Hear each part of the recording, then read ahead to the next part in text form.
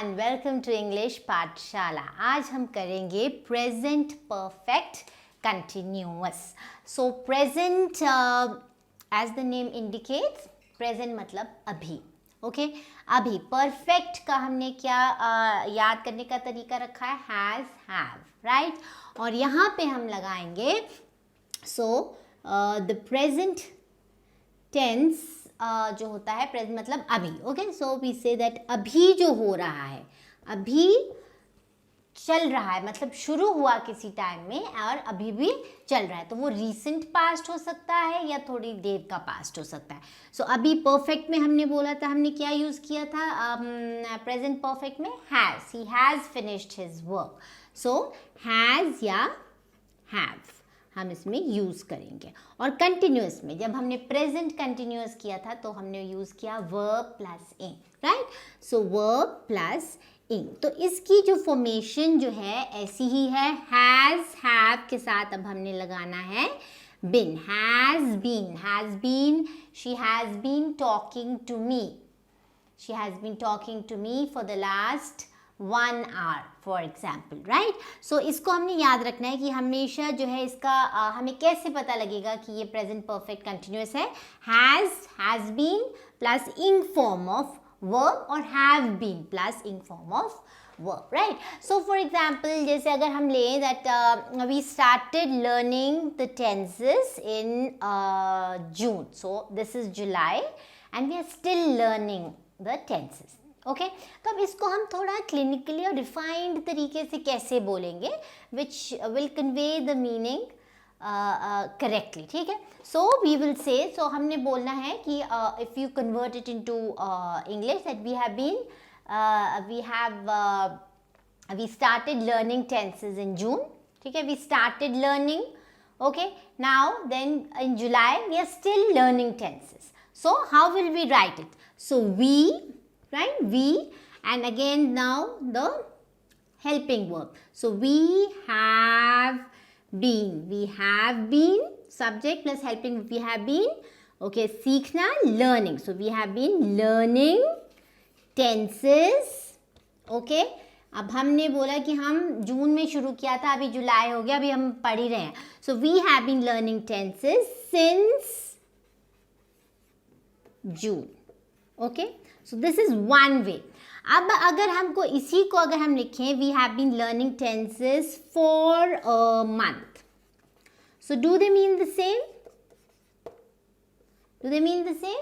yes of course they mean the same, but just that अगर हमने since लगाया है तो we have said this, mentioned the specific time period, और यहाँ पे gap of period कि 1 महीना हो गया है since we have been learning, ठीक है।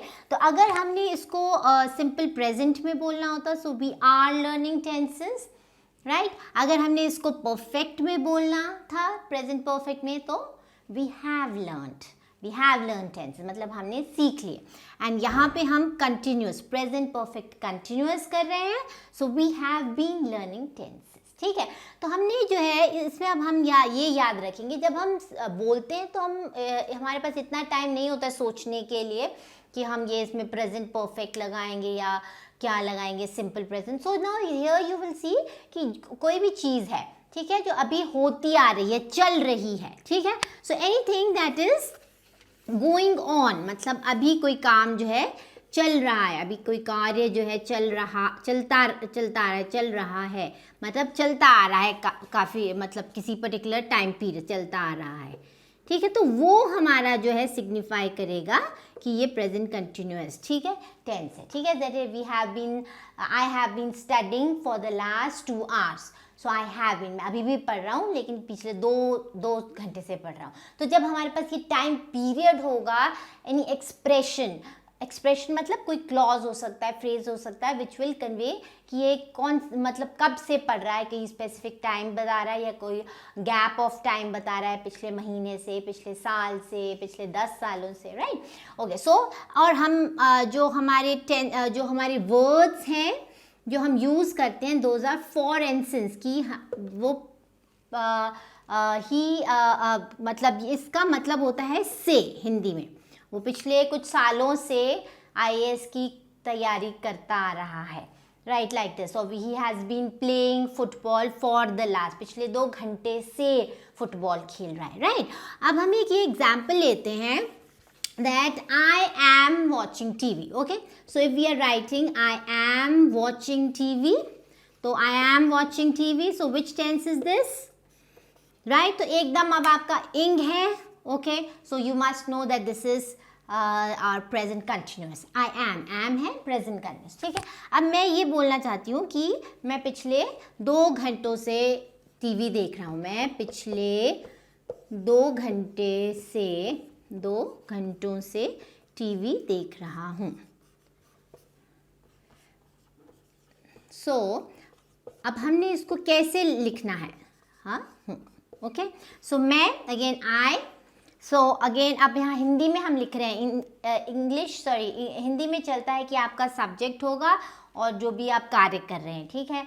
मैं देख रहा हूँ, सो मैं पिछले 2 घंटे से टीवी देख रहा हूँ, ठीक है। सो आई, तो इंग्लिश में subject plus your helping I am, I, अब यहाँ पे मैं देख रहा हूँ पिछले 2 घंटों से, so I have been the verb watching, what, watching TV for, अब ये जो आपका पिछले 2 घंटा है ये यहाँ पे this will come here, for the last 2 hours,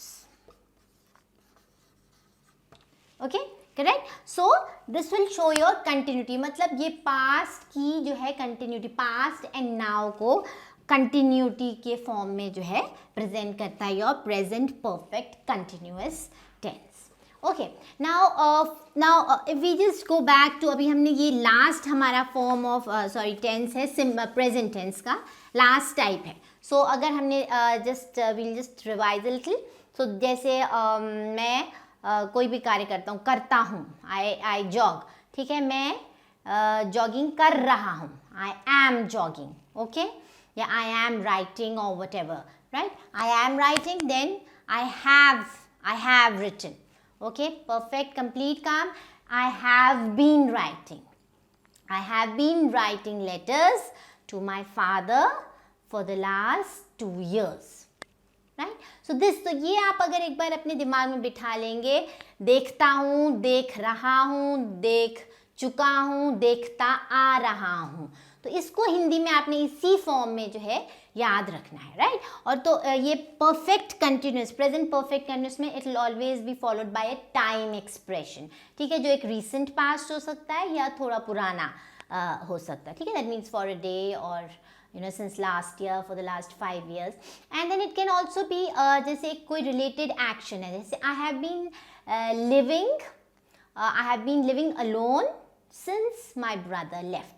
Now this since my brother left, so अब यहाँ पे there is no time period, but कोई event है which has connected since my brother left, तो जब से मेरा भाई गया है तब से मैं अकेला रह रहा हूँ, राइट, ओके। नाउ हम थोड़ा सा फॉर और सिंस का मैं आपको थोड़ा और क्लियर कर देती हूँ, that for will always be used for